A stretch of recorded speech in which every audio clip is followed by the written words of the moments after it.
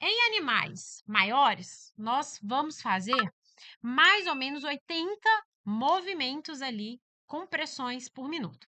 Varia de 80 a 200, tá? E aí, para animais de médio porte, nós vamos fazer de 100 a 120. Gente, isso é só um guia, tá? Você não vai ficar lá contando 1, 2, 3, 4, 5. Você não vai ficar contando, mas é um guia para você saber que animais maiores, o seu ritmo de compressão, ela precisa ser rítmica e ela não precisa ser muito grande, não precisa fazer 200 movimentos. Então, não precisa fazer 100. Um animal médio, 80, né? Um animal de médio porte, de 100 a 120. E filhotinhos e gatos de 120 a 200. Por quê? Porque a frequência, né? O valor de frequência cardíaca normal, fisiológica daqueles animais. A compressão é entre o quarto e quinto espaço intercostal daquele animal. Decúbito lateral direito ou esquerdo, tanto faz. Aí, Thais, mas o coração fica do lado esquerdo. Tá, não tem problema. Pode colocar o animal no decúbito lateral direito e fazer as compressões ali que o recover fala pra gente que não tem diferença entre direito e esquerdo, né? O animal deitado do lado direito ou deitado do lado esquerdo. O ciclo, como eu já falei com vocês, dura 2 minutos. Então, vou lá, disparo o relógio, 2 minutos eu em cima do animal fazendo compressões com meu braço esticado, não com bíceps e sim com o corpo ali e também de uma maneira eficiente, rítmica. O animal médio porte, 100 a 120, grande porte, 80, felinos e pacientes filhotes de 120 a 200. Entendido? Sobre o decúbito. Como que eu vou posicionar esse animal? Já adiantei para vocês que pode ser decúbito lateral direito ou esquerdo, não vai fazer diferença. Em animais de grande porte, a minha mão vai ter que ser posicionada no ponto mais alto do tórax. Então, ele está deitado de lado, eu verifico onde é o ponto mais alto daquele tórax, em grandes animais, de porte grande, e coloco a minha mão em chapa, assim, em cima, e faço as compressões.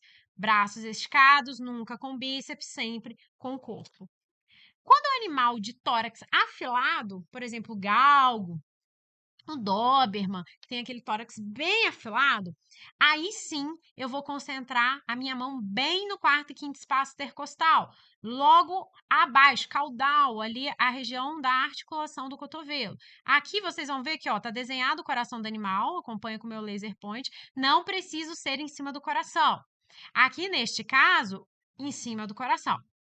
E os animais que a gente fala que tem o tórax em barril, que é o bulldog, nós fazemos de decúbito dorsal. Então, barriga para cima, ali bem no meio do externo, iniciaremos as compressões.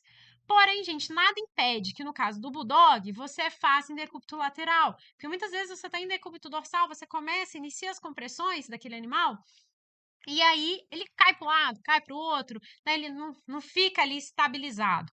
Então, você pode sim, mas a maneira mais eficiente que o recover indica seria esses decúbitos. Lembrando do braço, da eficiência, do ritmo, lembrando disso tudo ali durante a massagem. Tá vendo que não é uma simples massagem, não é simplesmente chegar e apertar, tem toda uma técnica por trás? E mesmo assim, 30% de eficiência máxima fazendo tudo certo. Em cães menores ou gatinhos, gente, nós podemos utilizar a massagem com uma mão só, decúbito lateral, coloco meu dedão em cima do coração e inicio as compressões. Nós podemos fazer dessa maneira. E gatos muito maiores ou gatos, não, ou cães de médio porte, aí nós podemos também optar por colocar as duas mãos e fazer a massagem. Filhotes e animais pequeninos e gatinhos pequenos, nós fazemos dessa maneira com a mão. Sempre ali, ó, ritmado e apertando, garantindo a sístole e a diástole. A sístole e a diástole. E o enchimento da câmara cardíaca é muito importante também, que vocês fiquem atentos. Mais uma foto para não gerar dúvida nenhuma. Mesa mais baixa, o massageador aqui posicionado, mãos em chapa, realizando as compressões cardíacas. Se for um animal com tórax em barril, decúbito dorsal, desta maneira. Se for um filhotinho com tórax em barril, podemos fazer desta maneira aqui as compressões.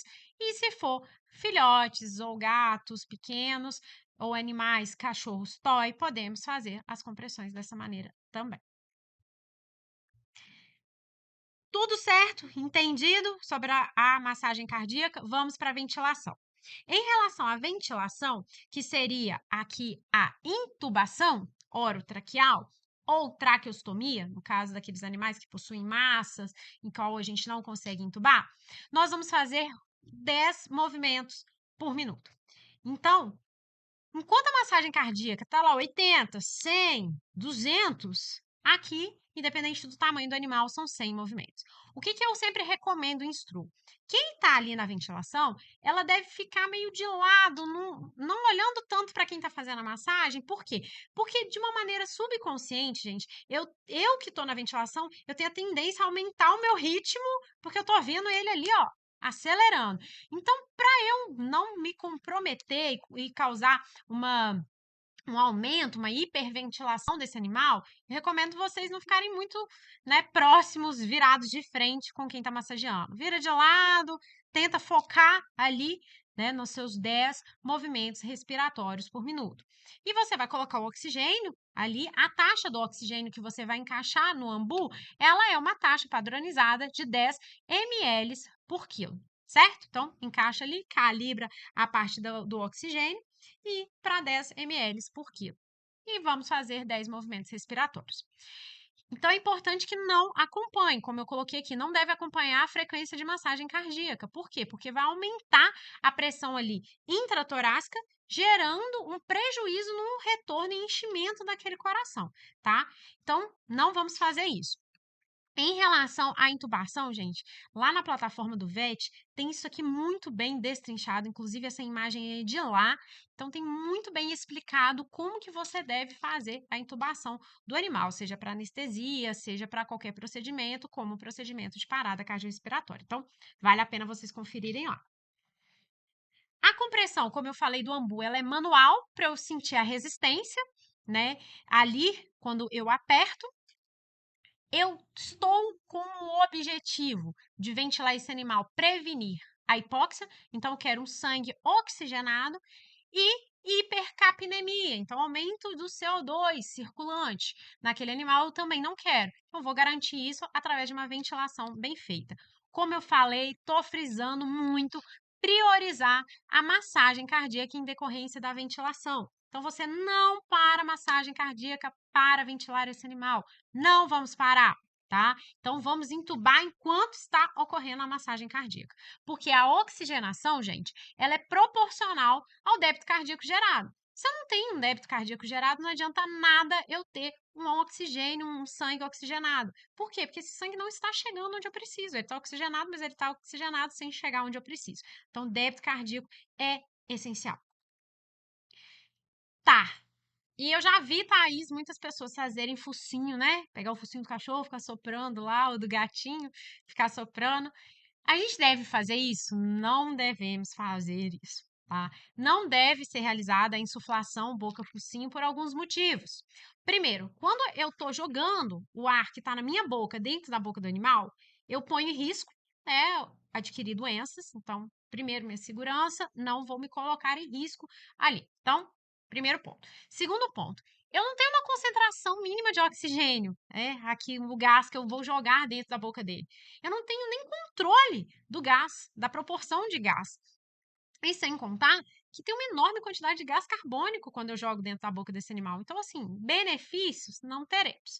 Em filhotes, poderia ter algum tipo de benefício, mas o recover também não indica, tá? Em nenhuma espécie que seja feito a insuflação boca-focinho.